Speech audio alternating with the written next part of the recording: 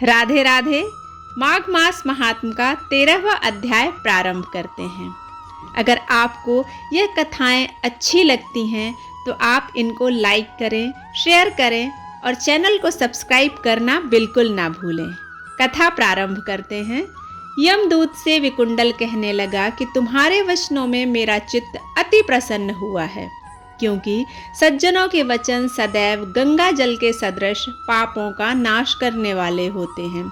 उपकार करना तथा मीठा बोलना सज्जनों का स्वभाव ही होता है, जैसे अमृत मंडल में चंद्रमा को भी ठंडा कर देता है। अब कृपा करके यह भी बतलाइए कि किस प्रकार मेरे भाई का नरक से उद्धार हो सकता है। तब दूत कुछ देर ज्ञान दृष्टि से विचार कर मित्रता रूपी रस्सी में बंधा हुआ बोला, हे वैश्य, यदि तुम अपने भाई के लिए स्वर्ग की कामना करते हो तो जल्दी ही अपने 8 जन्म के पुण्य फल को उसके निमित्त अर्पण कर दो।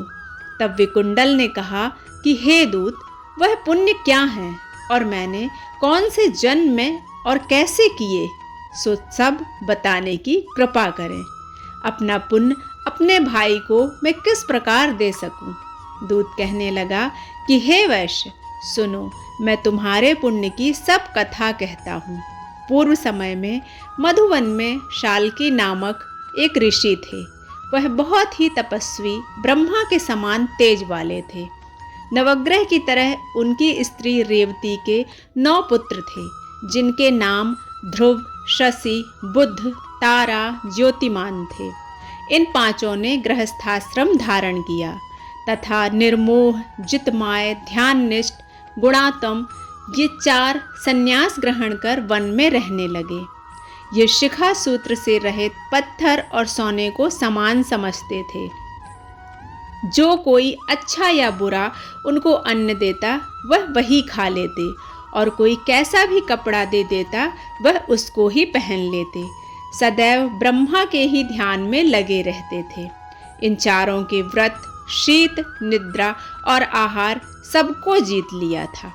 बस चर अचर को विष्णु रूप में समझते हुए मौन धारण करके संसार में विचरते रहते थे। ये 4 महात्मा तुम्हारे घर आए।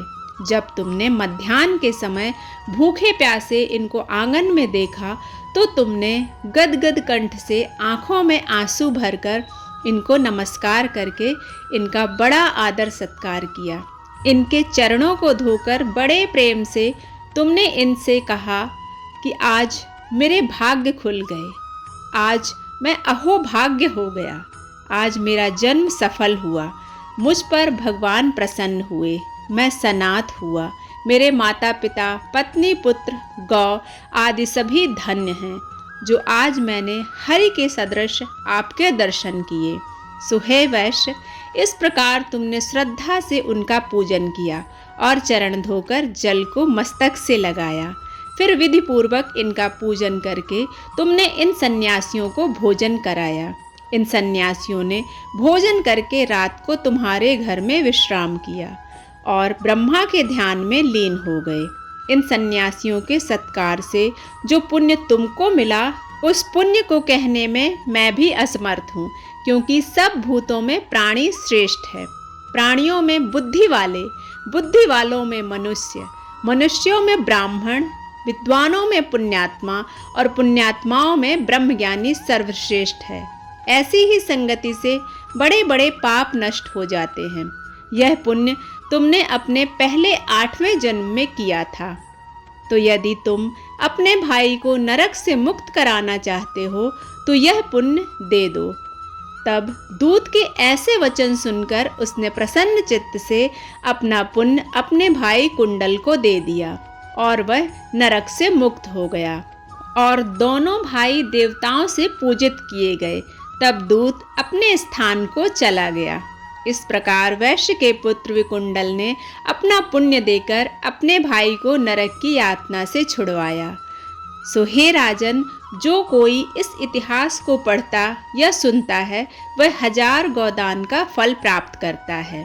यहाँ पर 13वां अध्याय समाप्त होता है। मिलते हैं 14वें अध्याय में।